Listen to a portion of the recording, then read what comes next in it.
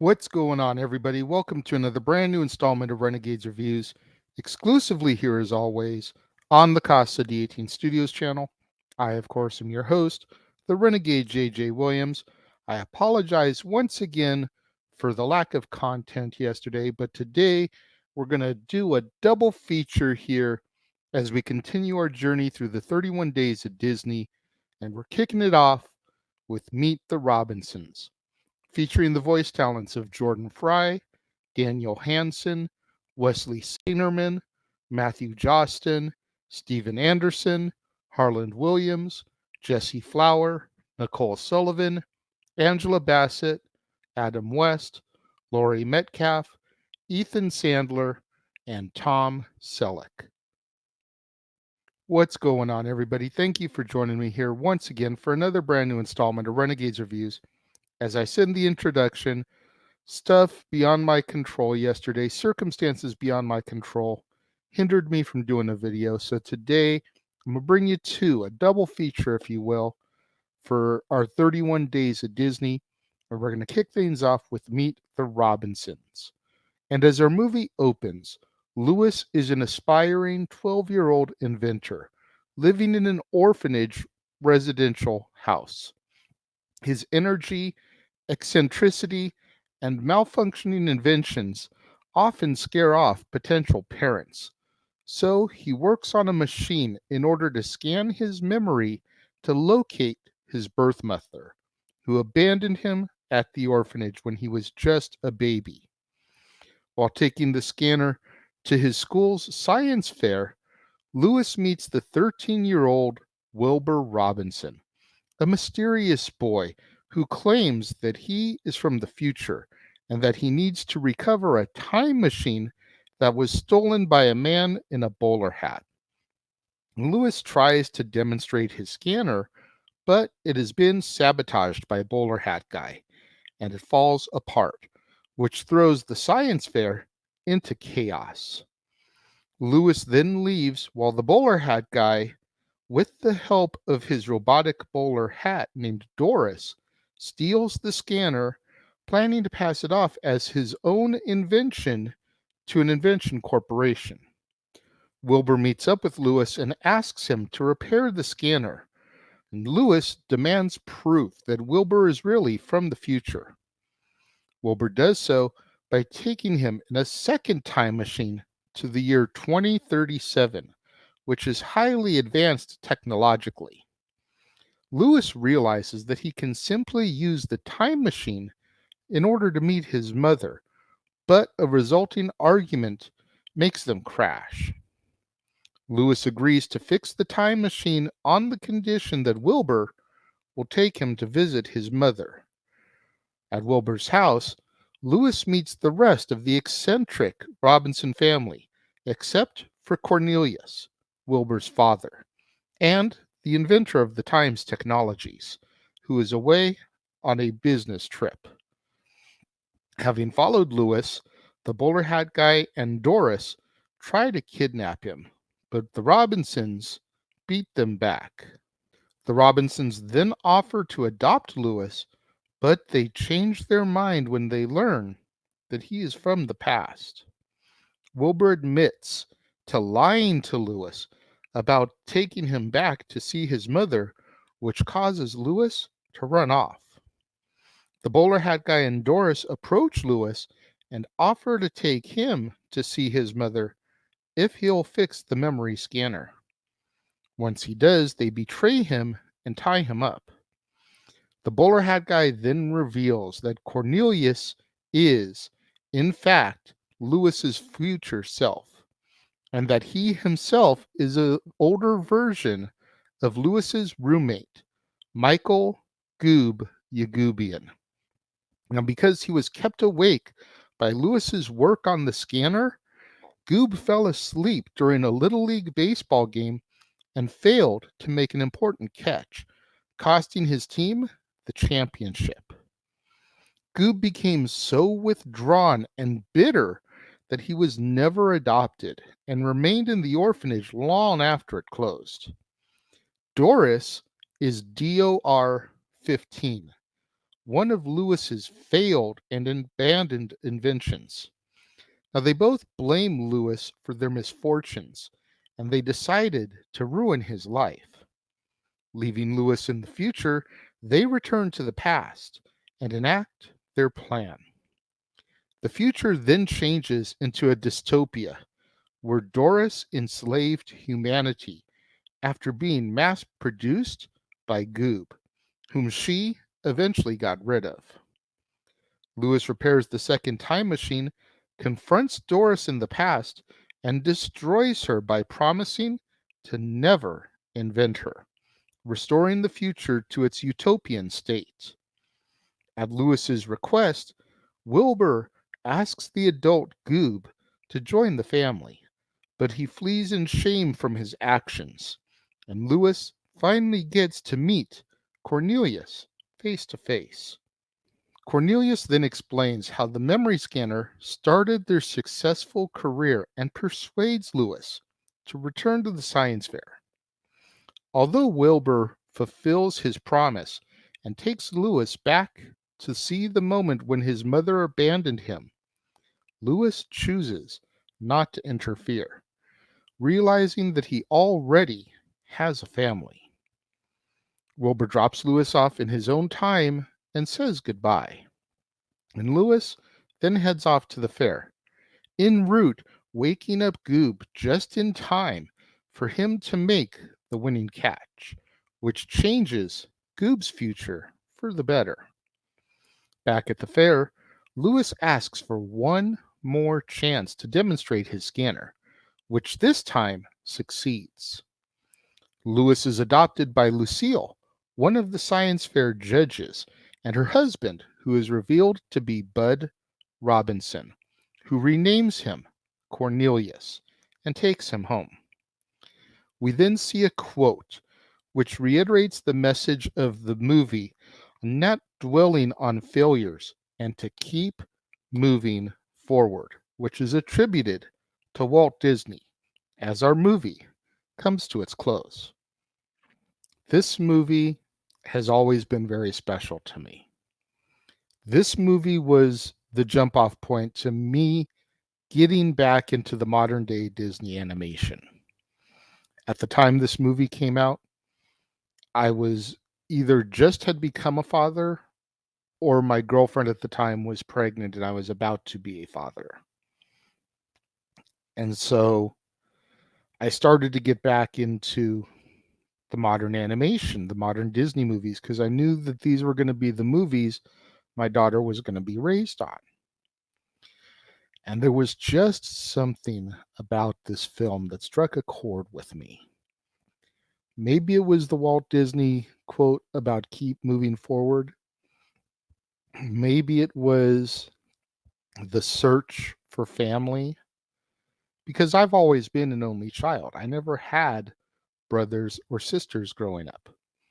I had cousins, and for a period during our younger years, we were kind of like brothers and sisters, but I had no blood family other than my mom and my dad.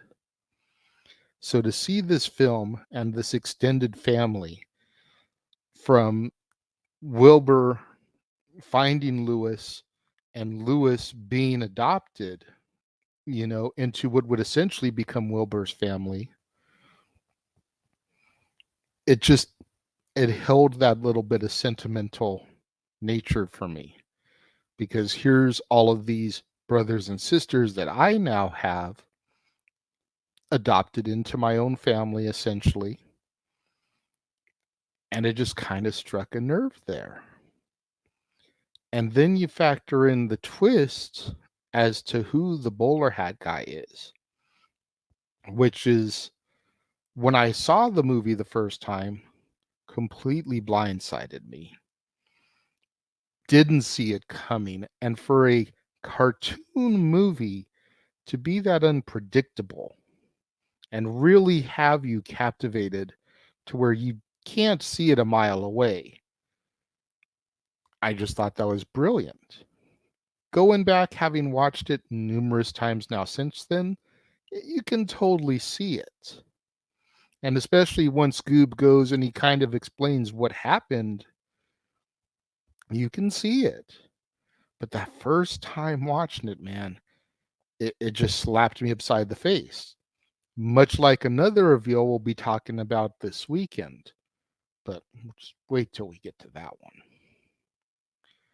And then you factor in the the the the fact that Lewis had the opportunity to stop his mom, something he had always wanted, to see her, talk to her, be back with her, and prevent her from putting him on the orphanage step. And he chooses not to because he realizes that everything that he just saw in this tremendous future will not exist if he stops her. It's a powerful moment because you can only imagine how an 11, 12-year old would want to prevent that moment. But after seeing everything that is going to be, he just can't bring himself to it because he realizes, much like George Bailey, he has quite a wonderful life ahead of him. He just has to not look to the past anymore and keep moving forward. Then you add the Rob Thomas song Little Wonders at the end of it, and it reduces me to tears every time. Not a Matchbox 20 fan, not a fan of Rob Thomas's solo career, but there's something about that song that just, Mortal Kombat style, just punches in, rips your heart out, and you're watching it beat in front of your eyes. It's a great song. All that being said, when it comes to my rating for Meet the Robinsons, it's a 5-star movie. This was definitely still during the second dark age, if you will. We wouldn't get out of that until the movie we'll discuss tomorrow. Kind of was the beginning of getting out of that. But goddamn, if this isn't a great movie that if you have never seen Meet the Robinsons, I highly, highly cannot recommend enough that as soon as you're done watching this, you go to Disney Plus and you watch it because it's a fantastic movie that I feel doesn't get the credit it deserves. What do you guys think of Meet the Robinsons? Let me know. If you're watching the premiere, leave your thoughts and comments over here. If you're watching on demand later in the day, leave your thoughts and comments down here.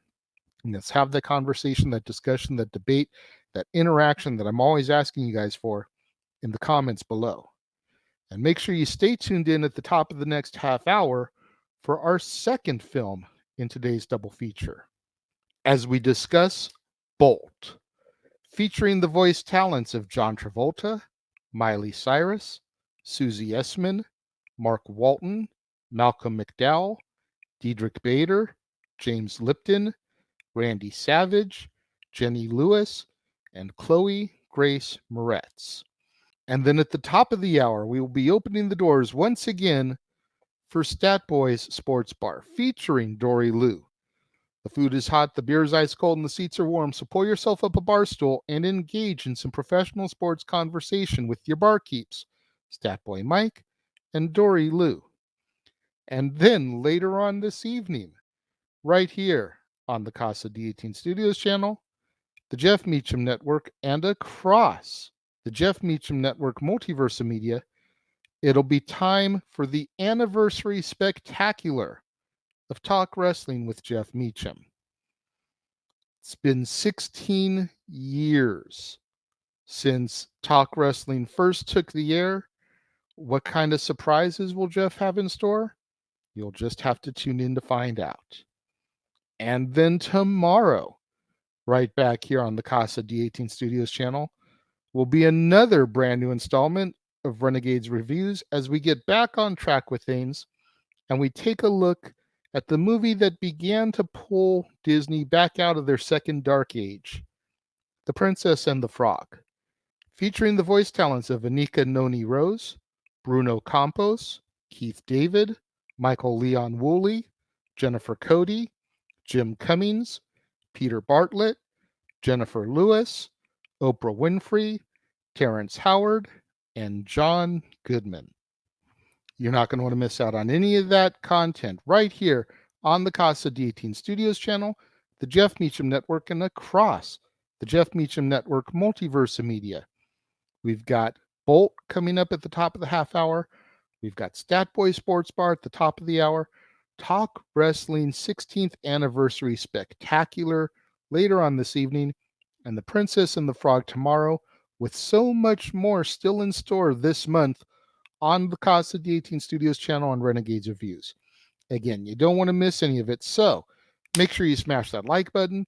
Make sure you're subscribed. Make sure that notification bell is turned on so you don't miss out anytime a video drops right here on the Casa D18 Studios channel or anytime we go live, as is the case with Stat Boy Sports Bar, Open Mic Night, pay-per-view PLE watch-along coverage, etc.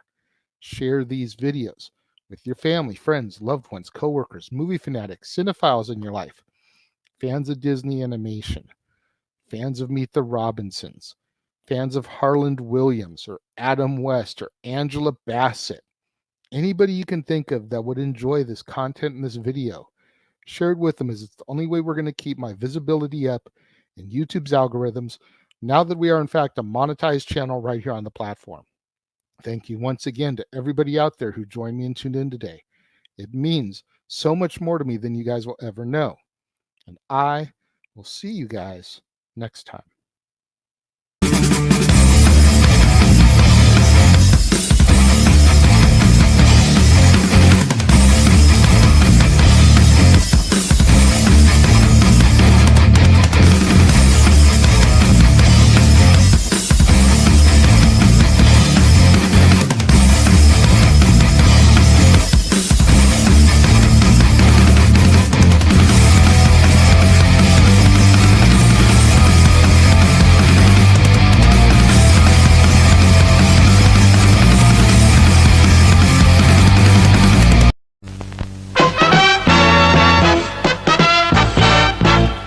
And now, preview time. So let's take a look at what's coming your way.